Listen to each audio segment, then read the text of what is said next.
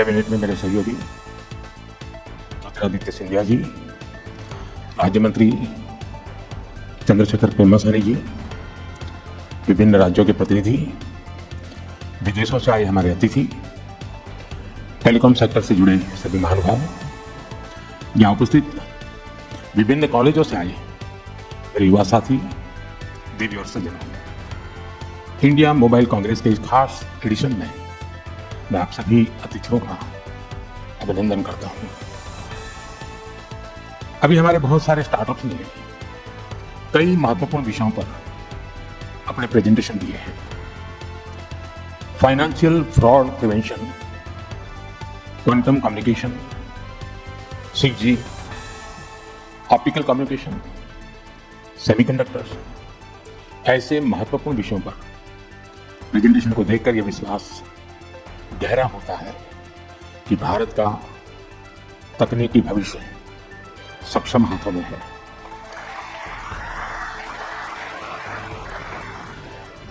मैं इस कार्यक्रम के लिए और सभी नए इनिशिएटिव्स के लिए आप सभी को शुभकामनाएं देता हूं। फ्रेंड्स, IMC का ये आयोजन अब सिर्फ मोबाइल या टेलीकॉम तक सीमित नहीं रहा है। सिर्फ कुछ वर्षों में IMC का ये इवेंट एशिया का सबसे बड़ा डिजिटल टेक्नोलॉजी फोरम बन गया है। साथियों, IMC की ये सक्सेस स्टोरी कैसे लिखी गई, इसे किसने ड्राइव किया?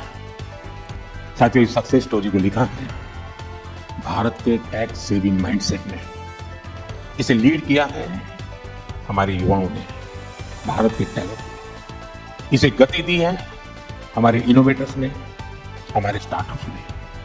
और इसलिए ये मुमकिन हो पाया है क्योंकि आज सरकार देश की प्रतिभा और क्षमता के साथ पूरी ताकत से खड़ी है।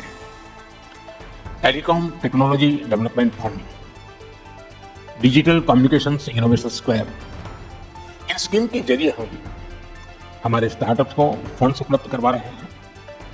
5G, 6G, advance optical communications और टेराहर्ट्ज, इन टेक्नोलॉजीज में 23 बेड्स के लिए सरकार फाइनेंस कर रही है ताकि हमारे स्टार्टअप्स अपने प्रोडक्ट्स बिल्ड कर पाए। हम स्टार्टअप्स और देश के प्रीमियर रिसर्च इंस्टीट्यूट्स के बीच पार्टनरशिप को फैसिलिटेट कर रहे हैं। आज सरकार की मदद से इंडियन इंडस्ट्री, स्टार्टअप और एकेडमिया कई क्षेत्रों में मिलकर काम कर रहे हैं। इंडिजीनियस टेक्नोलॉजीज का डेवलपमेंट और स्केलिंग हो, R&D के जरिए इंटेलेक्चुअल प्रॉपर्टी क्रिएट करना हो, ग्लोबल स्टैंडर्ड्स के डेवलपमेंट में कंट्रीब्यूट करना हो, भारत हर आयाम में आगे बढ़ रहा है। इन्हीं प्रयासों का परिणाम है कि आज भारत एक इफेक्टिव प्लेटफॉर्म बनकर उभरा है। साथियों, इंडिया मोबाइल कांग्रेस और टेलीकॉम सेक्टर में भारत की सफलता आत्मनिर्भर भारत के विजन की ताकत को बताता है। आप याद करिए, मैंने जब मेक इन इंडिया की बात कही थी तो कुछ लोग कैसे इसका मजाक उड़ाते थे। शक संदेह में जीने वाले लोग कहते थे कि भारत टेक्नोलॉजिकली एडवांस चीजें कैसे बनाएगा, क्योंकि उनके दौर में नई टेक्नोलॉजी को भारत तक आने में कई दशक लग जाते थे। देश ने उसका जवाब दिया। जो देश कभी 2G को लेकर स्ट्रगल करता था, आज उसी देश के लगभग हर जिले में 5G पहुंच चुका है। हमारा इलेक्ट्रॉनिक्स प्रोडक्शन 2040 की तुलना में 6 टाइम बढ़ चुका है। मोबाइल फोन मैन्युफैक्चरिंग में 28 टाइम्स और एक्सपोर्ट में 127 टाइम्स की वृद्धि हुई है। पिछले एक दशक में मोबाइल फोन मैन्युफैक्चरिंग सेक्टर ने लाखों डायरेक्ट जॉब्स क्रिएट की है। अभी हाल ही में एक बड़ी स्मार्टफोन कंपनी का डेटा सामने आया है। आज 45 भारतीय कंपनियां उस एक बड़ी कंपनी की सप्लाई चेन से जुड़ी है। इससे करीब 3.5 लाख रोजगार देश में पैदा हुए हैं। और ये केवल एक कंपनी का आंकड़ा नहीं है। आज देश में कितनी ही कंपनियां बड़े स्केल पर मैन्युफैक्चरिंग कर रही हैं। इसमें अगर इनडायरेक्ट अपॉर्चुनिटीज को जोड़ दें तो हम कल्पना कर सकते हैं कि रोजगार का ये नंबर कितना बड़ा बन जाता है। साथियों, कुछ दिन पहले ही भारत ने अपना made in India 4G stack launch किया है। ये देश की बड़ी स्वदेशी उपलब्धि है। अब भारत दुनिया के उन 5 देशों की लिस्ट में आ गया है जिनके पास ये सामर्थ्य है। ये डिजिटल सेल्फ रिलायंस की दिशा में, टेक्नोलॉजिकल इंडिपेंडेंस की दिशा में देश का एक बड़ा कदम है। Indigenous 4G and 5G stack के जरिए हम न केवल सीमलेस कनेक्टिविटी को सुनिश्चित कर पाएंगे, बल्कि देशवासियों को तेज इंटरनेट और रिलायबल सर्विसेज भी दे पाएंगे। इसी मकसद से जिस दिन हमने अपना made in India 4G stack launch किया, उसी दिन देश में एक साथ करीब 1 लाख 4G टावर्स को भी एक्टिव किया गया। दुनिया के कुछ देशों को 1 लाख टावर की बात करते हैं तो भी उनको अजूबा लगता है। आंकड़े बहुत बड़े लगते हैं लोग। इसके कारण एक साथ 2 करोड़ से ज्यादा लोग देश की डिजिटल मूवमेंट का हिस्सा बने हैं। इसमें कई ऐसे इलाके थे जो रिमोट एरिया में थे, जो डिजिटल कनेक्टिविटी में पीछे छूट गए थे। अब ऐसे सभी क्षेत्रों में इंटरनेट कनेक्टिविटी पहुंची है। साथियों, भारत के made in India 4G stack की एक और विशेषता है, हमारा 4G स्टैक एक्सपोर्ट रेडी भी है।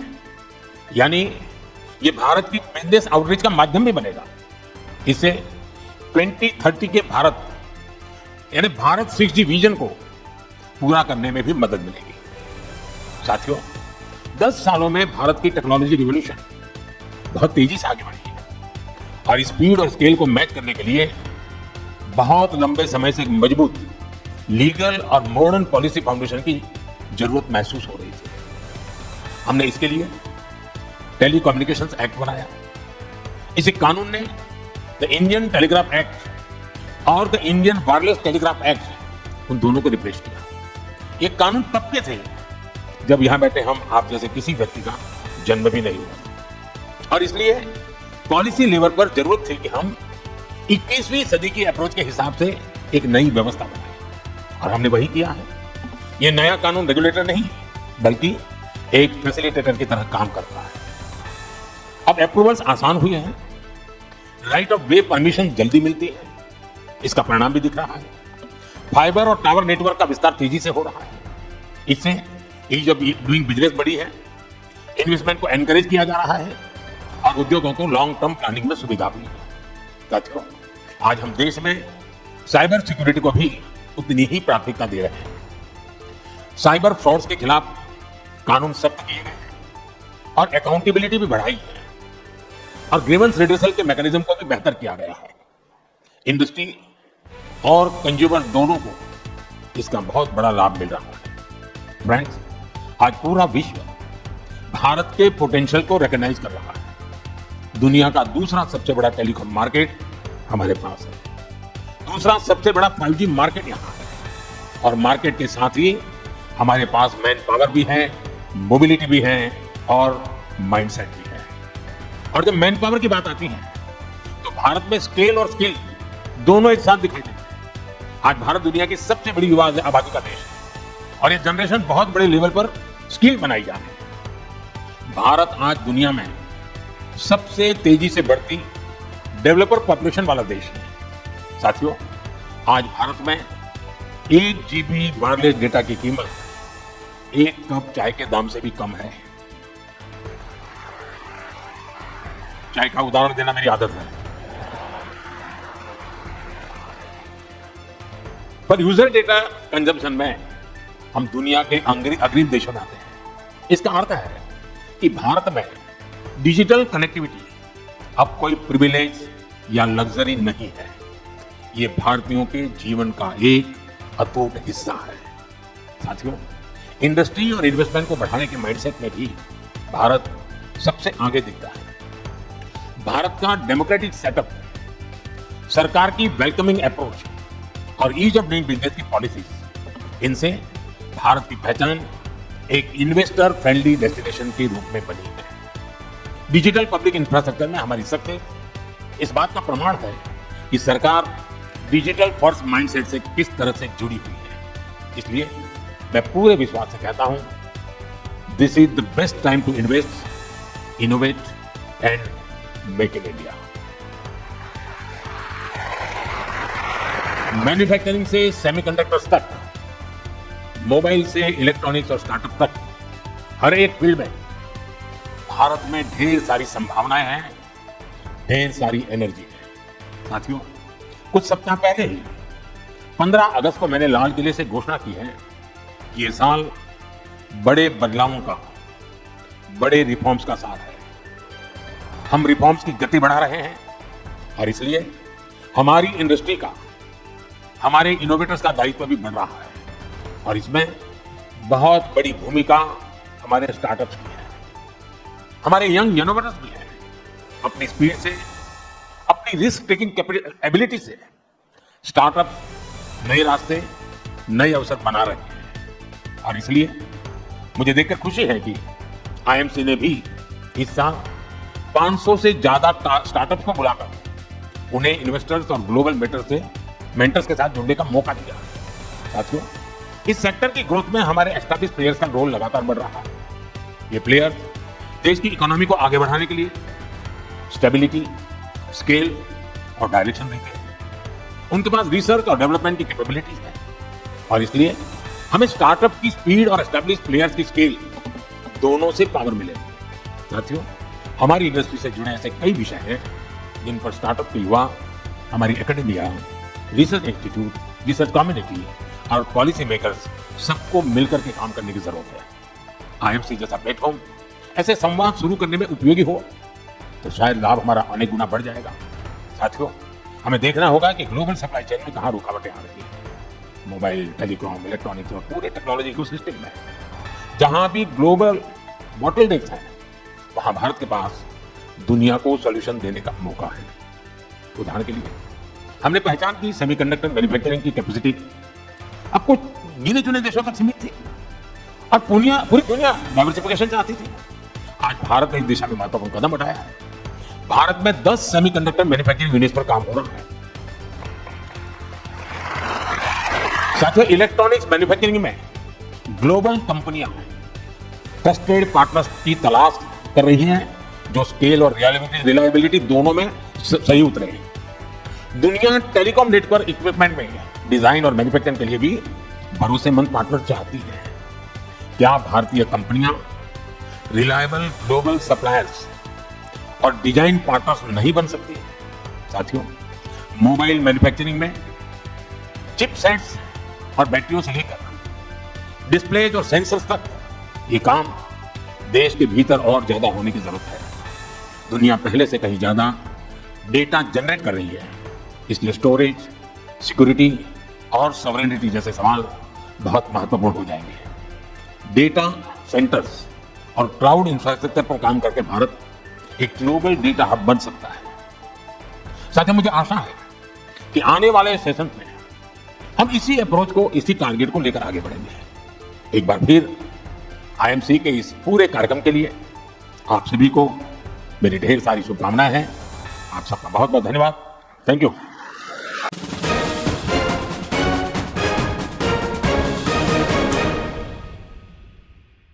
प्रधानमंत्री मोदी ने अपने उद्घाटन भाषण में निम्न प्रमुख बातें की। भारत की टेक्नोलॉजी अभियान को प्रेरणा देना। मोदी ने कहा कि भारत ने अब मोबाइल या टेलीकॉम क्षेत्र को सिर्फ संचार तक सीमित नहीं रखा, बल्कि इसे डिजिटल बदलाव और नवाचार के केंद्र के रूप में विकसित किया है। स्वदेशी यानी मेक इन इंडिया टेक्नोलॉजी और आत्मनिर्भरता। उन्होंने विशेष रूप से मेड इन इंडिया पहल की ओर जोर दिया और कहा कि भारत में ही विकसित 4G स्टैक लॉन्च करना एक बड़ी स्वदेशी उपलब्धि है। यह बताना कि भारत अब कुछ चुनिंदा देशों में शामिल हो गया है जो खुद अपना 4G स्टैक बना सकते हैं। नेटवर्क विस्तार और पहुंच। उन्होंने यह बताया कि लगभग हर जिले में 5G कवरेज पहुंच चुका है। उन्होंने यह भी कहा कि अब दूर दराज इलाकों तक फाइबर और टावर नेटवर्कों का विस्तार हो रहा है। उद्योग, स्टार्टअप और नवाचार का समर्थन। मोदी ने कहा कि सरकार टेक्नोलॉजी स्टार्टअप्स और अनुसंधान संस्थानों के बीच सहयोग बढ़ा रही है। साथ ही उन्होंने यह बताया कि इलेक्ट्रॉनिक्स और मोबाइल फोन निर्माण में भारत ने बड़ी प्रगति की है और निर्यात में वृद्धि हुई है। नवीन टेलीग्राफ कानून एवं संचार नीतियां। उन्होंने यह भी जिक्र किया कि पुराने टेलीग्राफ और वायरलेस कानूनों को बदलकर आधुनिक दूरसंचार कानून लागू किए गए हैं ताकि ये आज की डिजिटल जरूरतों के हिसाब से अनुकूल हों। उन्होंने कहा कि अब अनुमति, राइट ऑफ वे व अन्य प्रक्रियाएं आसान की गई हैं जिससे नेटवर्क विस्तार तेज हो सके। भविष्य की चुनौतियां और अवसर। मोदी ने कहा कि भारत को 6G, क्वांटम कम्युनिकेशन, सेमीकंडक्टर निर्माण जैसे क्षेत्रों में आगे बढ़ने की जरूरत है। उन्होंने यह भी उल्लेख किया कि डेटा सुरक्षा, साइबर सुरक्षा और विश्व स्तरीय निर्माण भारत की डिजिटल अर्थव्यवस्था के लिए मील का पत्थर हैं।